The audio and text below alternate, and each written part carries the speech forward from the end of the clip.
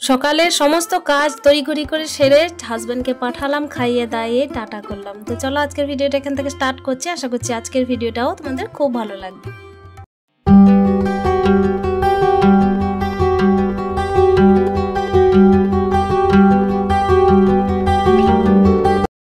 তো hello everyone, good morning, welcome back to my channel. আশা করছি সকলেই খুব ভালো আছো। আর ব্লগের শুরুতে বড়দের চরণে প্রণাম, আর ছোটদেরকে আমার প্রত্যেক দিনের মতো অনেক অনেক ভালোবাসা। এই যে প্রত্যেক দিন যেভাবে দরজায় আর কি জলটা দিই, দোরগোড়ায় সদর দরজায়, সেভাবেই কিন্তু ঘুম থেকে উঠে জলটা দিয়ে নিলাম।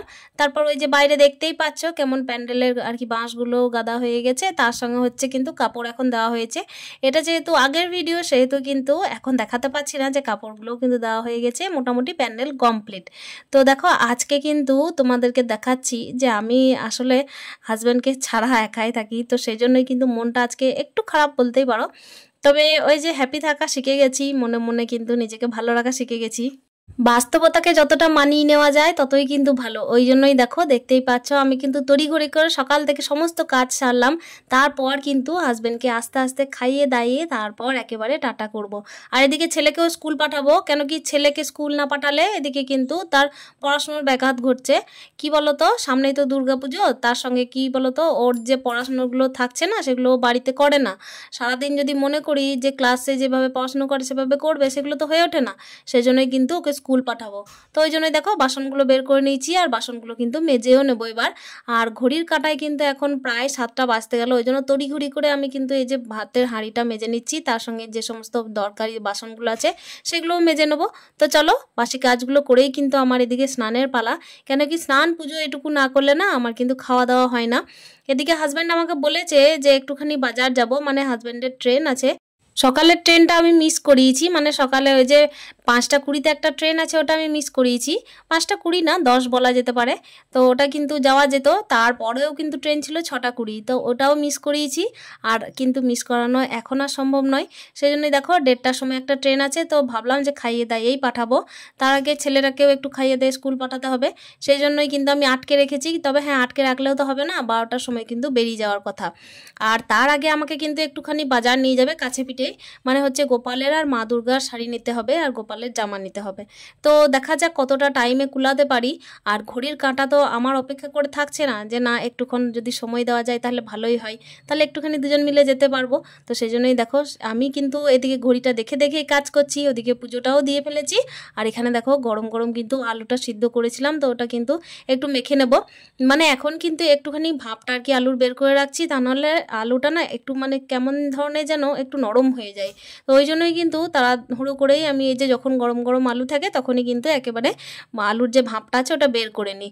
তো তার সাথে কি করছি দেখো, বেগুন ছিল, বেগুন তো হাজব্যান্ড খায় না, আর বেগুন ছিল আর এই যে পটল ছিল, তো ওইগুলো ভেজে নিচ্ছি। তারপর এদিকে ডাল করেছি, তো ওটা আমি ছেলেকে খাইয়ে দিয়ে পাঠাবো। আমার হাজব্যান্ড যখন বাড়ি আসে তখন কিন্তু আমাদের নিরামিষের বার বলে কিছু থাকে না। তবে হ্যাঁ, আমি পালনটা করার চেষ্টা করি, কিন্তু হাজব্যান্ড একেবারেই পালন করতে পারেন না। আসলে বাইরে থেকে অভ্যাস, বাইরে খেয়ে অভ্যাস, তো আর পুলিশের খাওয়া দাওয়া মানে হচ্ছে নিরামিষ তো চলেই না। সেই হিসাবে কিন্তু আমাকে নিরামিষটা বাড়িতে মানে যখন আসেন তখন কিন্তু আমার হয়ে ওঠে না ঠিকঠাকভাবে। তো দেখো এখানে কিন্তু আমি এই যে পটল ভাজাটা যেটা হয়েছিল ওটা তো হয়ে গেল, আর ছেলের জন্য টিফিনটা নামিয়ে দিয়েছি। টিফিনটা আজকে চাউমিন করেছি, তবে হ্যাঁ আগের দিনের মতোই করেছি। একটুখানি আজকে যেটা অ্যাড করেছি সেটা হচ্ছে গাজর, ক্যাপসিকাম আর আর হচ্ছে আলু দিয়ে আমি ওকে টিফিনটা দিয়ে দিলাম। ছেলেকে এইদিকে খাওয়া দাওয়া কমপ্লিট করিয়ে দেবো, তার সঙ্গে কিন্তু আমাকে একটা ফ্রি হলাম। জিনিসটা কি, আমি গাড়িতে চাপাতে যাব না, হাজব্যান্ডই যাবে চাপাতে, তো এইদিকে আমি ফ্রি। আর এদিকে দেখতেই পাচ্ছ ছেলেকে কিন্তু অলরেডি তোমাদের সাথে গল্প করতে করতে খাওয়া দাওয়া কমপ্লিট করে দিয়েছি। আর এই যে পিছন দরজা দিয়ে কিন্তু হাজব্যান্ড আর ছেলে চলে গেল। এদিকে দেখো মাছের মশলা করছি, টমেটো, জিরে, আদা বাটা এসব দিয়েই কিন্তু মাছটা করব। তার সঙ্গে দেখো একটুখানি লঙ্কা থাকবে, আর কি বলো তো আমি মাছে না রসুনটা দিই না, আর পেঁয়াজ বাটাটা দেওয়ার চেষ্টা করি যাতে ঝোলটা একটুখানি মানে গ্রেভিটা একটুখানি ভালো হয়, এইটাই যা। তা নাহলে পেঁয়াজ কুচোও দিই কখনো কখনো। তো দেখতেই পাচ্ছ এদিকে মশলাটা হয়ে গেল, আর ওদিকে কিন্তু মাছ আমার এই যে কয়েক পিসি ছিল ওইটাই কিন্তু করে নেব। আর তো কেউ খাবে না, সেই জন্যই কিন্তু এই 4 পিসি মাছ, আর আলাদা করে মাছ আনা হয়নি। তো দেখতেই পাচ্ছ এই মাছটা কিন্তু আমি ধুয়ে নিচ্ছি, কেন কি অনেকক্ষণ থেকে বের করা ছিল, বরফের মতো জমেছিল মাছটা। তো এটা কিন্তু ঠিকঠাক হয়ে গেল। এদিকে মাছটা ভেজে নিচ্ছি। অনেক দিন হলো যে কচু দিয়ে মাছ খাওয়া হয় না, তো কচু দিয়েই কিন্তু মাছটা করব আজকে। আমার হাজব্যান্ড মোটামুটি ভালোবাসে খেতে, কিন্তু ব্যাপার হচ্ছে আমি আসলে রাঁধুনি, পাকা রাঁধুনি নয়। তো আমার হাতের রান্না খুব একটা পছন্দ না করলেও কিন্তু করে নিতে হয়। কি বলো তো, বউয়ের হাতের রান্না কিন্তু সুনাম না করলেও নয়, তা নাহলে তো খাবার জুটবে না, তাই না বলো। এদিকে দেখো তড়িঘড়ি করে কিন্তু আমি কুকারের মধ্যেই কচুগুলো সিদ্ধ করতে দিয়েছিলাম, আর কষানোর আমার আলাদা টাইম ছিল না। তো ঝোলটা আপাতত রেডি হয়ে গেল। মোটামুটি যখন টেস্ট করেছিলাম তখন কিন্তু ঝোলটা ভালোই ছিল। তো এদিকে দেখতেই পাচ্ছ, এবার কিন্তু আমি ভাতটা বেড়ে নেব। আর মনটা এদিকে কিন্তু মানে ভালো লাগছিল না। এদিকে দেখতেই পাচ্ছ চুড়িদারটা পরলাম তড়িঘড়ি করে, ওই যে বললাম যে গোপালের জন্য আর মা দুর্গার জন্য শাড়ি আনতে যাব। তো যেই রেডি হলাম সেই কিন্তু হাজব্যান্ড বলছে যে না, 12টা কিন্তু পেরিয়ে গেছে। সেই জন্যই কিন্তু দেখো আমি ভাতটা বেড়ে দিলাম। আর এদিকে কিন্তু 1:30টার মধ্যে ট্রেন, মানে হচ্ছে 12:30-এর মধ্যেই কিন্তু বেরোতে হবে। তো এদিকে উপায় নেই, হাতে তো 1 ঘন্টা টাইম নিয়ে বেরোতে হবে, কেন কি তার আগে টোটোই চাপতে হবে। সেই জন্যই কিন্তু দেখো খাওয়া দাওয়ার জন্যই এখানে ভাতটা বেড়ে নিচ্ছি। আর যেহেতু হাজব্যান্ড থাকে না, সেহেতু কিন্তু মন মেজাজও ভালো লাগে না। ছেলেও এদিকে চলে গেছে, যাওয়ার পর তো আমি সম্পূর্ণ একা। এই যে আলু মাখাটা দেখতে পাচ্ছ, এই আলু মাখা কিন্তু আমার হাজব্যান্ড খেতে খুব ভালোবাসে। একটু জিরে ফোড়ন দিয়ে, পেঁয়াজ লঙ্কা কুচো করে, কিংবা হচ্ছে শুকনো লঙ্কা দিয়ে, ওই যে আলু ভর্তা যেটা হচ্ছে সেইটাই। তো এটা করে নিলাম। আর এই যে ভাতের থালা একেবারে রেডি হয়ে গেছে লাঞ্চের জন্য।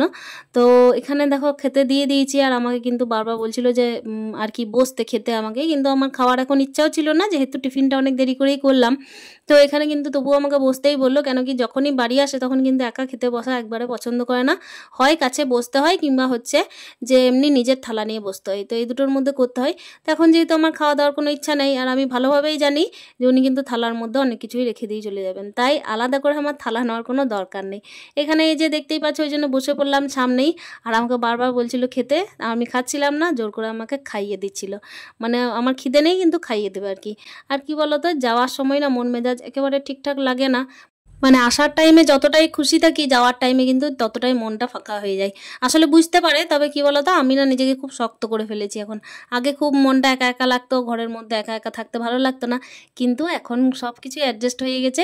তবে হ্যাঁ, ওই যে পুজোর টাইম তো সামনে, সেই জন্য কিন্তু একটু মন মেজাজ খারাপ লাগে। আর সামনাসামনি পুজো, সেই জন্যই তো আরও বেশি। আর পুজোর মুখে যখন বাড়ির লোক বাড়ি ছেড়েই চলে যায়, তখন কতটা খারাপ লাগে বলো। অন্য ফ্যামিলিদেরকে আর কি পুজো দেখাবে, গার্ড দেবে, আর আমাদের নিজস্ব ফ্যামিলি আর কি এখানে একা পড়ে থাকে। এটাই তো প্রত্যেক দিনের ব্যাপার। তো কি বলবো, এখানে দেখো খাওয়া দাওয়া হয়ে গেছে। তারপরই কিন্তু এদিকে দেখতেই পাচ্ছ, বাইরে যে বাঁশের বেড়া চলছিল, ওইটাই কিন্তু একটু আর কি ডাইরেকশন দিচ্ছিল যে এইটা করবে, এটা ওইটা করবে। আমি তো থাকছি না, একটু দেখে শুনে করে নিও। তো ওই দাদা কিন্তু বললো কোনো চিন্তা নেই, আমি কিন্তু করে নেবো সব ঠিকঠাক।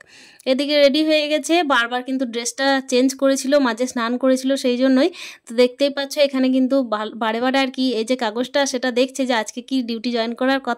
তো দেখলো না, সত্যি করে আজকেই ডিউটি জয়েন করতে হবে, কিছু করার নেই। আর এখানে কিন্তু আমাকে বলছিল পুজোর সময় আমি একেবারে আর হয়তো আসতে নাও পারি, মানে আসতে না পারি বলতে আসার চান্স নেই, তো মন খারাপ যেন করো না, ওইটাই বললো। তো আমি বললাম না, চিন্তা নেই, আমি তো পুলিশের বউ, চিন্তা করি না এইসবই আর কি।